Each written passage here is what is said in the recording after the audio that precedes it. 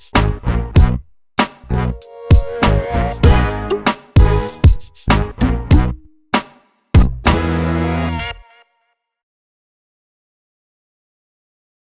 guys, Scott Burr, head instructor at the Fight Gym in Chagrin Falls, Gracie Jiu-Jitsu black belt, Kodokan Judo black belt, Kuxildo black belt, Maxwell SC certified pro trainer. I'm here with Jason. Jason's another black belt under Steve Maxwell. He's also the head instructor at the Kuxildo Academy next door.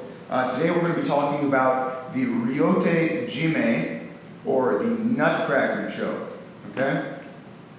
So this is a really brutal choke.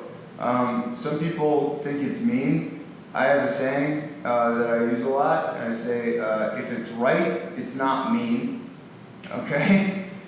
And you don't have to be mean doing it. You can do it nicely, right? I believe that there's no mean techniques, there's just mean intention, right? So, anyway, this is a great choke to use from the mount. Particularly when you've got a situation where you've got the guy's arms very trapped up, okay? So if I mount Jason, perfect, turn your head that way for me. All right, so, a lot of times we're here, we're in mount, we're ready in our position that we talk about, where I can punch, I can attack, I can put pressure, okay? And I get guys who start pushing on my hips. We talk about these basic skills of how I get rid of his hands, okay? But just getting rid of his hands, that's fine, but I'd rather do something sort of a little more permanent to deal with them. So when I get a guy who's pushing on my hips like this, okay, I'm gonna start to push them across, but I'm not just gonna let them go back. I'm gonna now lay on them like this, heavy with my belly.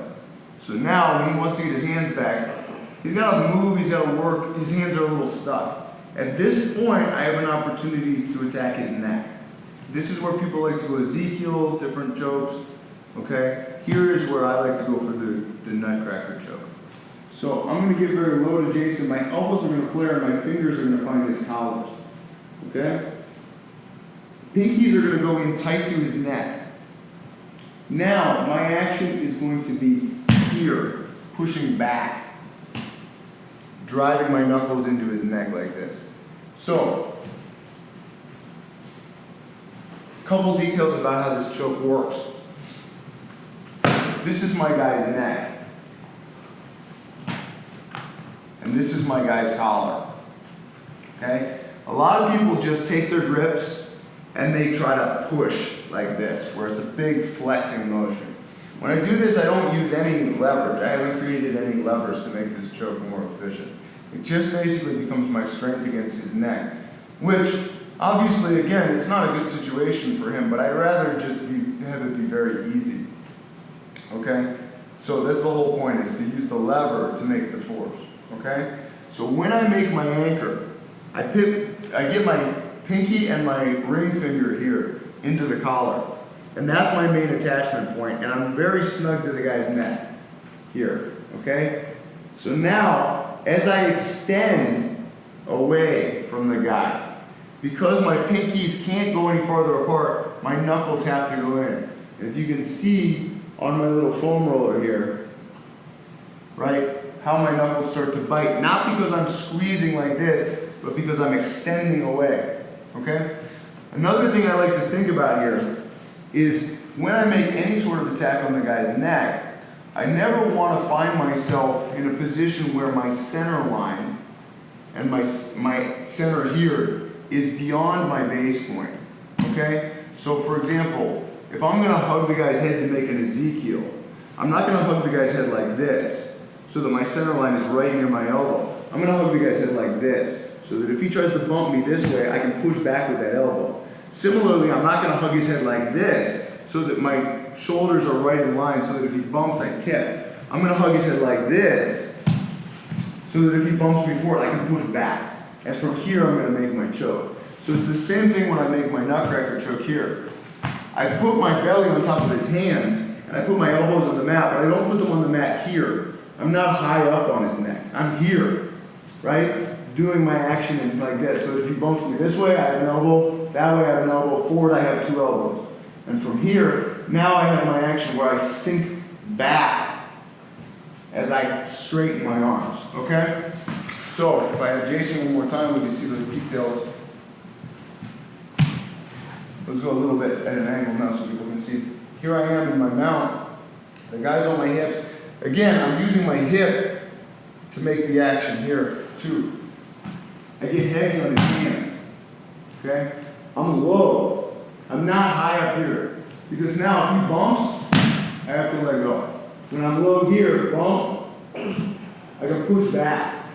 So now my hands go bump side to side. No, no. Just like I said, if I'm here for Ezekiel, bump, I go, oh. If I'm here, bump, no. Okay? So here, I'm behind my hands, my elbows are out wide, and now I sink. Straightening my arms. Okay? This is a very good choke, right?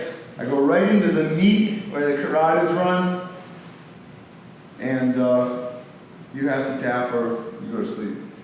So again, not a mean choke. I can do it very nicely.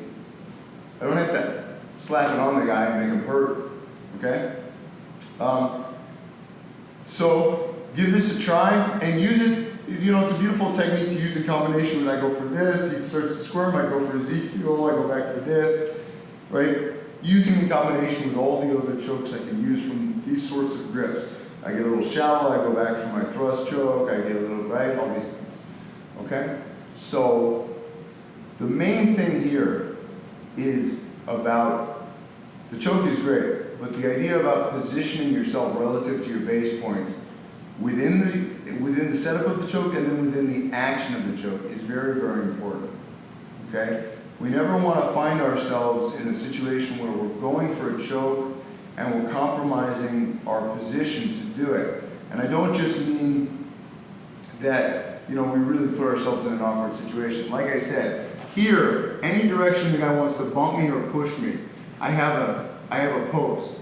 I can push in opposition, okay? But once I start to get here, there's a big dead spot over here. If I come here, but I go here, now my center is between my base points again. If he bumps that way, I have a hand. Okay, I put my thumb in the collar here, big dead angle. Put my thumb in the collar here, I'm good. Okay?